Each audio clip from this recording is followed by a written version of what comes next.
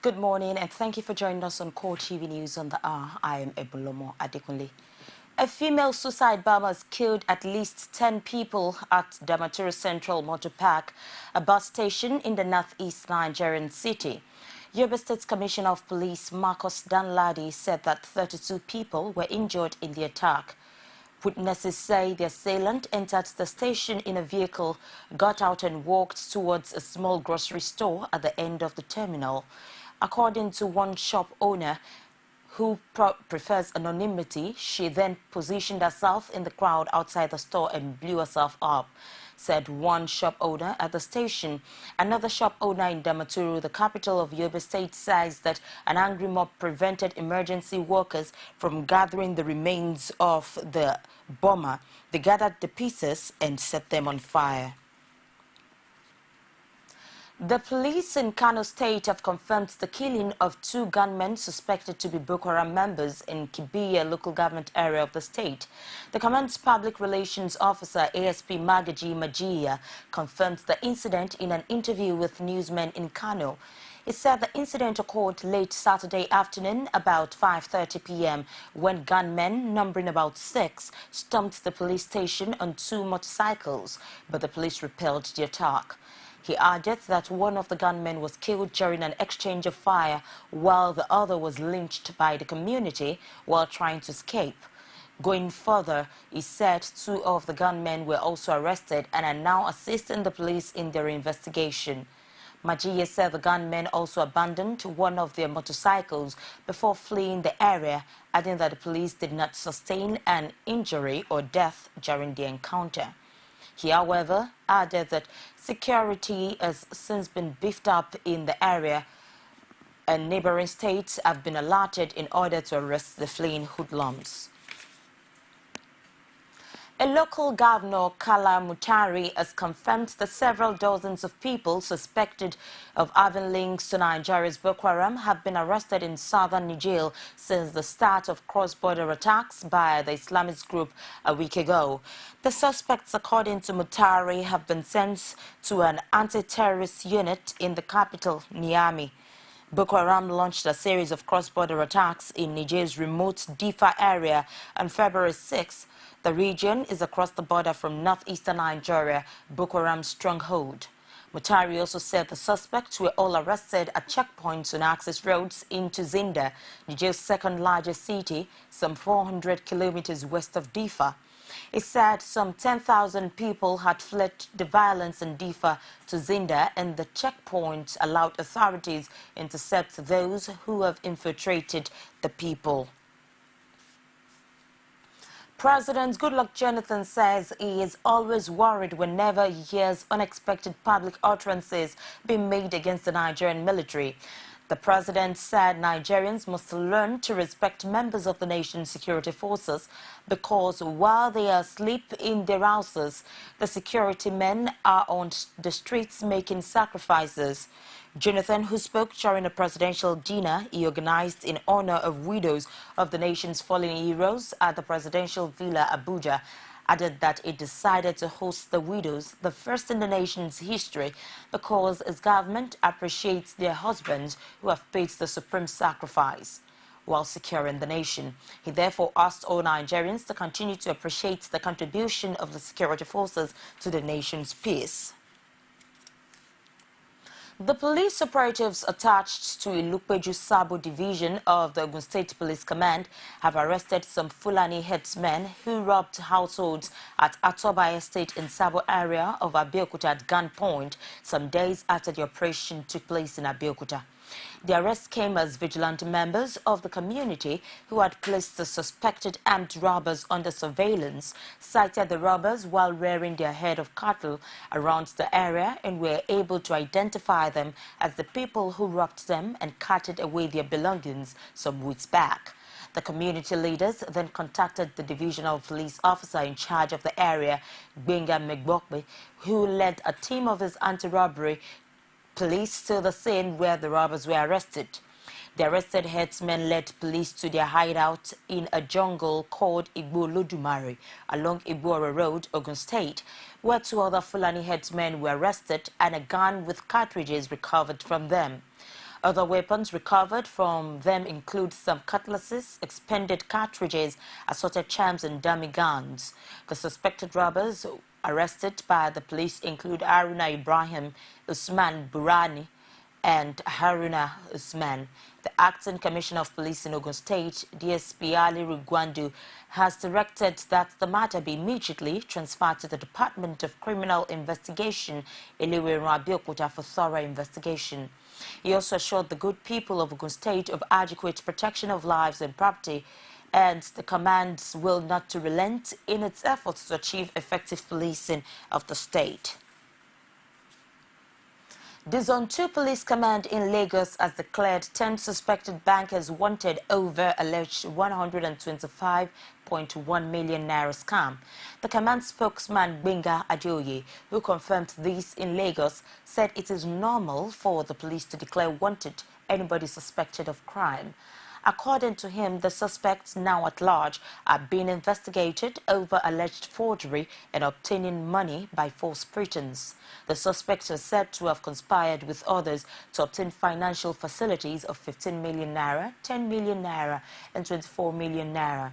Other amounts that were obtained are 9 million naira, 11 million naira, 12 million naira, 8 million naira, 10 million naira, 5 million naira, and 15 million naira respectively from a bank. The suspected bankers are between the ages of 34 and 48. Governor Jonah Jang of Plateau State has made a case for death sentence for producers and marketers of harmful drugs in order to curtail the incidence of drug abuse across the country.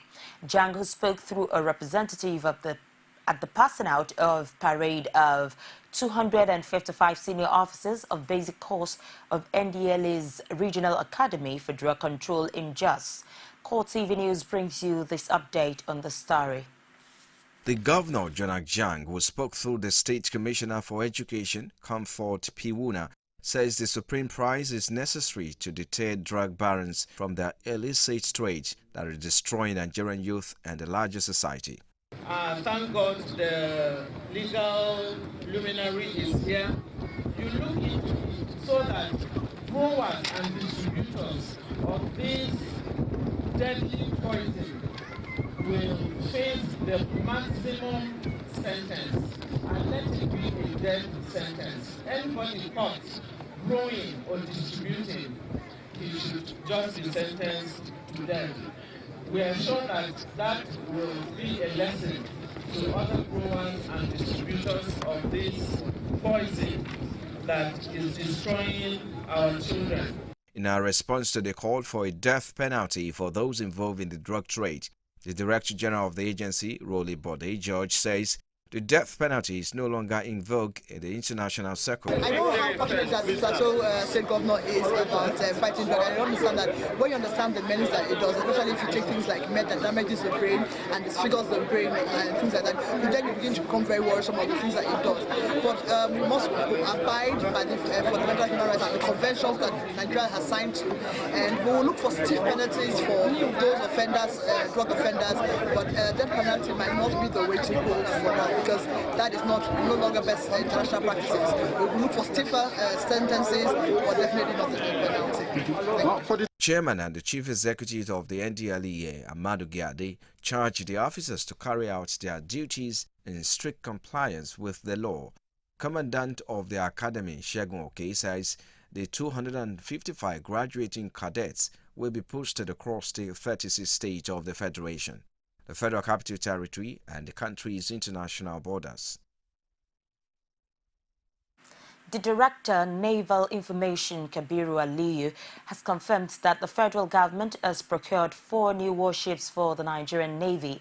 Aliyu, whose comments were contained in a statement, says the 4 warships will be inaugurated by President Goodluck Jonathan on Thursday at the Naval Dockyard Limited, Victoria Island, Lagos. He added that the new ships will enhance the Navy's operations against contemporary security challenges, especially in the nation's maritime domain. Aliyu says the exercise is unique because this is the first time the Navy will be taking delivery of 4 warships at once. The naval spokesman described the gesture as a demonstration of the efforts of the government to reposition the Navy to meet contemporary challenges. It's the CoreTV news on the hour. We'll take a short break and we'll return with more reports. Every day, every hour, and every minute, news break in Nigeria. Things happen so fast, it's most times difficult to track and comprehend them. But that's what we do right here on Digit 360. 2015, would you want to come back again? It's like asking Jesus Christ if he knew he was going to die, will you want to come back as the savior of the world again? We do not just help you track the stories, we break them down, explore all the angles, analyze the issues so that you can fully comprehend the stories and use them to make the right decisions.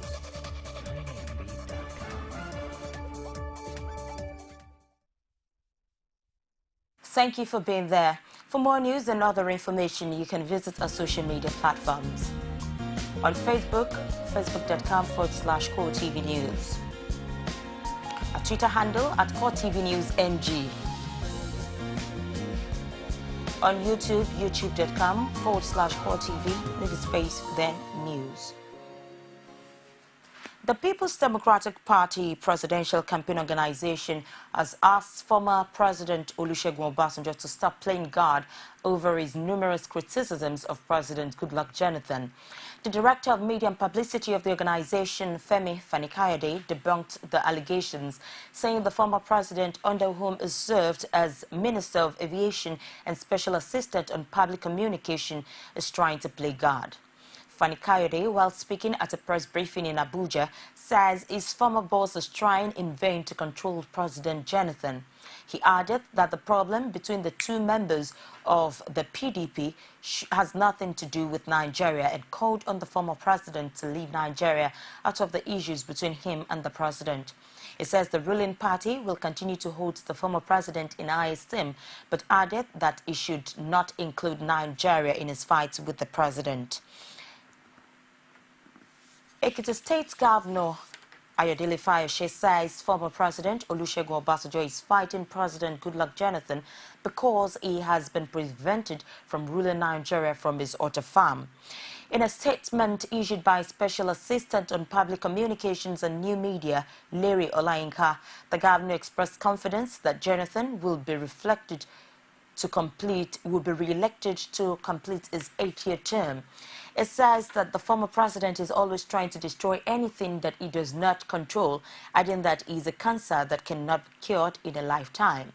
It says the failure of the former president to run the government is why he's supporting Muhammadu Buhari. He also berated the former president for his failure to immortalize late MKO Abiola and wondered why he is fighting Jonathan for doing what he has failed to do in office. The All Progressives Congress has accused those who are mortally afraid of the 2015 general elections of sponsoring the circulation of leaflets, urging the people of Gombe State to stay away from the polling booths on election days or risk being in trouble. In a statement in Lagos by its National Publicity Secretary, Lai Mohammed, the party said it cannot put anything beyond the People's Democratic Party and the Goodluck Jonathan administration because of their desperation to ensure that the general elections did not hold at all costs. The party says even the attack on Gombe on Saturday was suspect, wondering how Boko Haram insurgents would drive on the highway from Maiduguri to Gombe in a convoy of many vehicles without being spotted or stopped at the myriad of military checkpoints dotting the area. APC said it was curious that the Boko Haram terrorists, who have never mentioned the elections in their regular videos on YouTube, suddenly started campaigning against the conduct of the elections. The party also noted that the local government elections in Yobe, one of the hotbeds of the Boko Haram insurgency, went without any incident in 2013, indicating there had not been a systematic campaign by the insurgents to attack voters. APC said the alarm raised by Michael Mary, the coordinator of the National Information Center, that some female suicide bombers might strike at polling units during elections fits into the PDP Jonathan administration's opposition stronghold depopulation strategy. The party added that the federal government does not want the elections to hold due to fear of massive defeat, while also disclosing that Ghana used the PVCs during its last elections without any problem. Borno State government has declared Monday a work-free day for the presidential campaign rally of the All Progressives Congress candidate Muhammadu Buhari. This announcement was contained in a statement by the secretary to the state government, Ahmed Jida, made available to journalists in Maiduguri on Sunday. Jida said the gesture was to enable residents of the state welcome Buhari to the stage for his campaign rally. Jida called on APC party supporters to come out en masse to welcome the guests. The SSG added, Governor Shatima has enjoined all Borno residents to come out and line up the streets to welcome the People's General. Vice President Namadi Sambo has urged Islamic clerics to educate their followers on the need to obey Islamic injunctions and respect constituted authorities. The Vice President, who was speaking at the opening ceremony of a seminar for Islamic clerics, also reminded them of their duties as the custodians of society's moral authority. For their part, Kaduna State Governor Ramalan Gero and Emir of Birnin Gwari both urged politicians to tread with caution as God gives power to whom he wishes.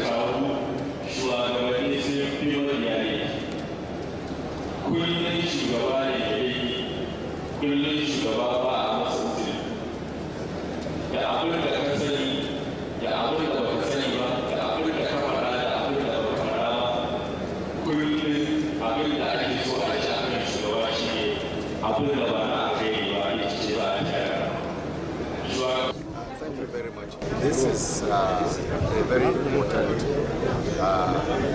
Islamic sensitization conference on peaceful, non-violent election come this 2015 March elections. And from what has been said by all speakers and participants, it's very clear that we will all go back home and preach peace, non-violence, and ensure that we have a peaceful election from the 28th of March and the 11th of April in Nigeria. Thank you very much. As I was telling the NTA crew, we believe that leadership belongs to Allah. He gives it to whom He wants at the time He wants to. So all people who are looking for leadership should ask from Allah, and Allah will give it to the right person. And whoever is given, we as Muslims shall follow him. That's why in my speech I said that parents should guide their children. I know that it's too late for the ones who have already gone astray, but Allah can do it. The parents speak to their children and teach them to abide by the rules of the country, the rules of Allah, and that intoxication and killing people or doing things like that is not the right thing. Reactions have continued to trail the decision of the Independent Electoral Commission to postpone the date of the 2015 general elections, with the latest coming from a group of activists in Lagos. The activists, who were led to the Gani Fawehinmi Park in Ojota by Lagos lawyer Femi Falana, say they will not accept any further postponement of the elections. They also held a mock election and say it is symbolic of the readiness of the people of Nigeria for the conduct of the elections.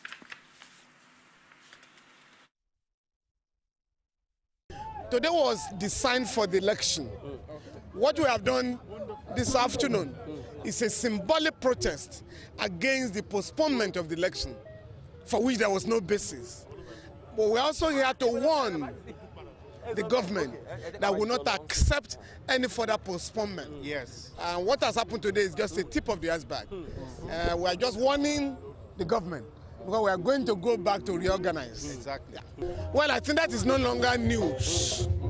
I think it's now very clear that the postponement is deliberately designed to promote the extension of the tenure of the government.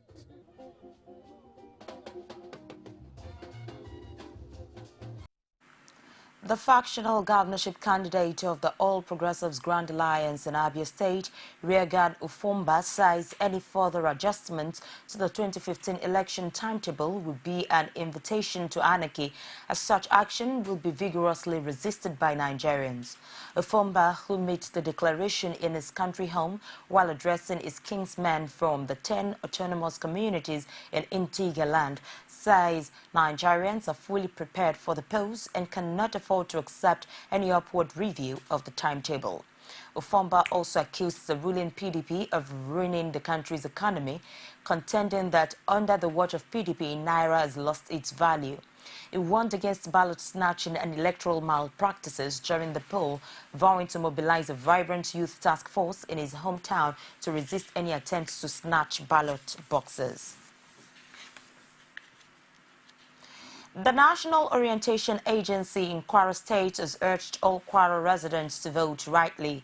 As part of efforts aimed at educating the people of the state, the Deputy Director of Programs for the agency in the state, Adeyemi Olusegun, urged all eligible voters to vote right to ensure that the state experiences a low number of voided votes in the election. At the various state levels too, we have conducted voter education campaign to enlighten the electorate on how to vote. What we are focusing on this year is to ensure that we have less void votes. As we have heard, our appeal to politicians and to the electorate is to ensure that they vote correctly. There are samples of ballot paper with which we use to educate Nigerians.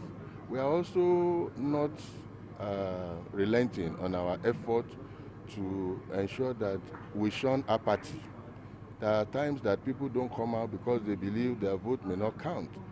This time around, and from the look of things, what you have heard so far, you will discover that our vote must count. Is to make sure you obtain your voter's card, the permanent voter's card. We have heard that without permanent voter's card, you cannot vote. It's still on.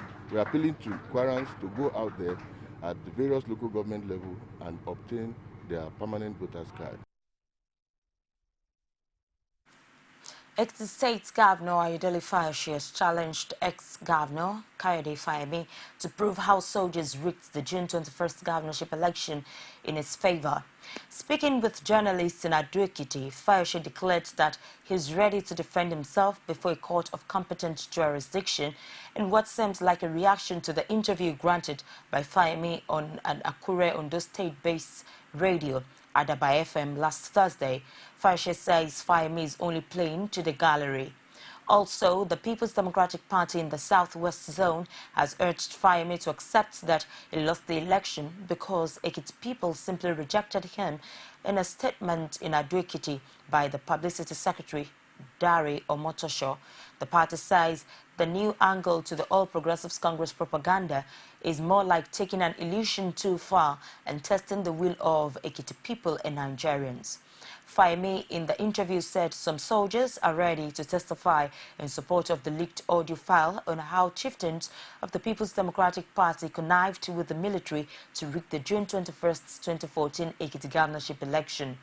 The audio file released by Sahara Reporters, an online medium, detailed how Fayose, then candidate of the People's Democratic Party, a former Minister of State for Defense Musiliu Obanikoro, Iyolo Misheri, Minister of Police Affairs Jalili Adesina, and the military allegedly rigged the poll. But Fayose says all that Fayemi is trying to do is to rubbish election adjudged best by local and international observers. And that's it on CoreTV News for this hour. Join us again at 11 for more. Thank you for watching. I am Ebulomo Adekunle.